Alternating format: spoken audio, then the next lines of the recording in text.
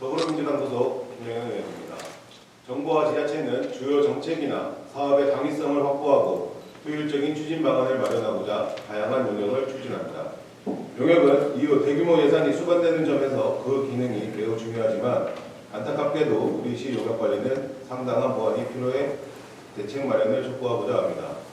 우리 시는 지난 4년간 총 215건의 연구 용역을 완료했으며 한 해 평균 60억 원씩 총 240억 원의 예산을 투입했습니다.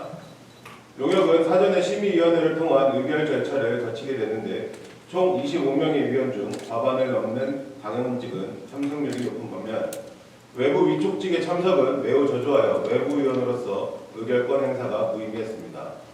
그럼에도 제출된 위촉직 위원들의 용역비 재검토 의견에 대해 예산을 적정 수준으로 줄이라는 의견은 외면하고 예산이 적다는 의견만 반영하며 선택적 수용을 통해 용역비를 임의로 올렸습니다. 더욱이 이미 의결된 용역을 한 달 사이 시장님의 지시로 3배 증액한 예산안으로 다시 의결하는 등 입맛에 맞도록 사전심사를 진행했습니다. 용역 계약자에게 반대한 계약은 관례입니까?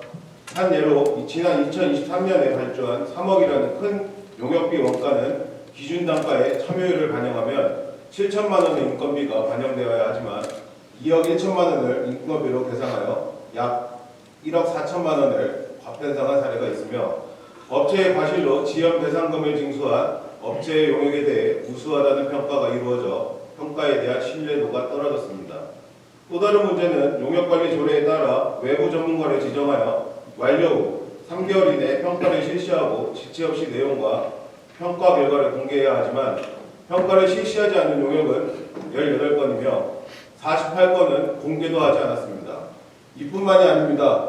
전체 용역의 37.2%가 수의계약으로 진행됐으며 10억 원의 용역을 특별한 사유 없이 수의로 예약하고 수의 사유가 아닌 경우도 25건으로 제출됐습니다.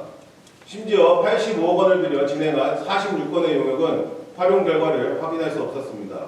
이 중 법과 조례에 근거한 경우는 83건으로 약 61.3%가 근거 없이 추진된 용역이었고 특히 기술 일반 용역을 제외한 학술 용역은 48건으로 약 50억 원이 근거 없이 추진됐습니다.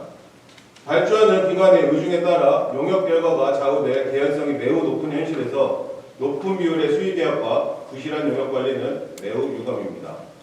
위원회 활용이나 외부 전문가의 자문 등을 토대로 추진해도 무방한 사안까지 사후 문제를 우려해 일종의 요식행위로 전락하고 있는 것이 아닌가 돌아봐야 합니다. 줄줄 새는 용역비 관리는 허술한데 우리 아이들을 위한 어린이 도서관 예산은 삭감하는 행정이 과연 아동 친화 도시인지 묻고 싶습니다. 이에 본위원은 다음과 같이 제안합니다. 첫째, 사전 용역 심의 절차를 개선해 주시기 바랍니다. 위원회 운영 시 외부위원은 출석위원 답안에 해당될 수 있도록 하고 한 번 의결한 용역에 대한 재심의 시 명백한 서류를 작성하여 제출토록 해주기 바랍니다. 또한 위원회 의견에 따라 용역비를 증감하는 경우 출석위원 과반 이상이 찬성한 경우로 한정해 줄 것을 요청드립니다. 둘째, 수의계약에 대한 철저한 관리와 예산 절감 방안을 마련해 주시기 바랍니다. 용역 발주를 위해 작성된 예정 가격을 세밀히 점검하고 연구의 공정성을 위해 가능한 공개 경쟁으로 진행되어야 합니다. 2천만 원 미만을 무조건 수의로 진행하는 관행을 지향하고 반드시 필요한 때만 진행할 수 있는 기준이 필요하며 시설일목으로 추진되는 용역도 함께 관리되어야 할 것입니다. 끝으로 사후관리 책임제도를 분명히 해주시기 바랍니다. 소관부서에 맡기는 평가제도를 개선하고 평가 및 용역은 완료 즉시 공개하며 과실이 있거나 성과가 부실한 업체 등에 대한 신속한 부서 공유가 이루어져야 할 것입니다. 용역이 기관의 면피 수단이 되지 않기를 바랍니다. 우리에게는 훌륭한 결과물로 능력을 보여준 시민과 공무원들이 있습니다. 젊은 감각이 역량 있는 공무원들이 능력을 발휘할 수 있는 구조가 되길 바랍니다. 재정 악화 속 효율적인 용역 관리로 예산이 절감되기를 희망하며 발언을 마치겠습니다.